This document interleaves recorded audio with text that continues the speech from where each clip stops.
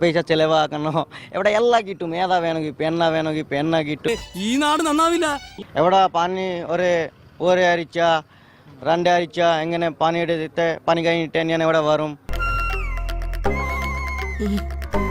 എവിടെ എല്ലാം കിട്ടും ഏതാ വേണമെങ്കിൽ പെണ്ണ കിട്ടും എന്തൊക്കെയാണ് ഈ കൊച്ചു കേരളത്തിൽ സംഭവിക്കുന്ന 300 രൂപ 400 രൂപ 300 രൂപ തന്നെ ആ പെണ്ണ കിട്ടും പെണ്ണ നീ സത്യം പറഞ്ഞാണോ? അതെ. ഈ പെണ്ണുങ്ങളൊക്കെ എവിടുന്നാ വരുന്നത്? അതാ ബംഗാളാണോ? എല്ലാ ആസാമി ഉണ്ട് മലയാളം ഉണ്ട് ബംഗാളി ഉണ്ട് കൊൽക്കത്ത ഉണ്ട് ഇവിടെ എന്തൊക്കെയാണ് നടക്കുന്നേ? എന്തൊക്കെയാ എല്ലാ സ്ഥലത്തും ഉണ്ട് മലയാളി ഉണ്ടെങ്കിൽ 1500 പിന്നെ ആസാമി ഉണ്ടെങ്കിൽ 1000 രൂപ നല്ല സെറ്റപ്പ് ഉണ്ടാവുമ്പോ മതിയടേ.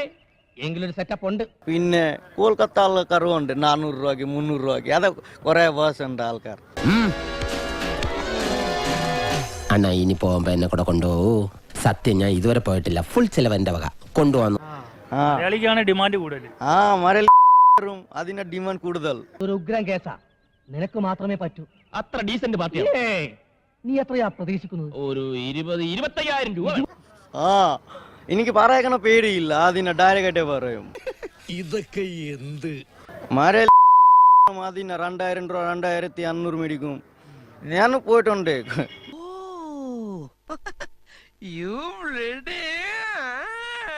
ഇത് ഏത് ലോഡ്ജിലൊക്കെ ഇതൊക്കെ നടക്കുന്നത്? റോസ് ഉണ്ട് റൂം ഉണ്ട് ഏതാ ലോസിൽ പോവാക്കി കിട്ടും. ഫ്ലാറ്റാണല്ലോ എങ്കിൽ ധാരാളം. ഇതൊക്കെ എവിടെ സൂക്ഷിക്കുന്നത് ഈ ലഹരി മരുന്നുകളൊക്കെ? ഈ പെരുമ്പോ ഈ മാർക്കറ്റിൽ എല്ലാം കിട്ടും. കട ഒന്നും ഇല്ല.